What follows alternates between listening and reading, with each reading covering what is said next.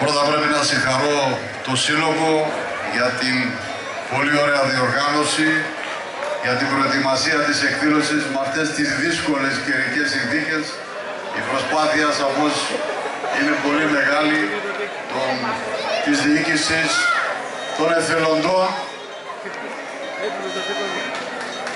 Κάνει ο Δήμος μια προσπάθεια να αυξήσει, ας το πω, το αίσθημα ασφάλειας των δημοτών με διασπορά απεινιδωτών.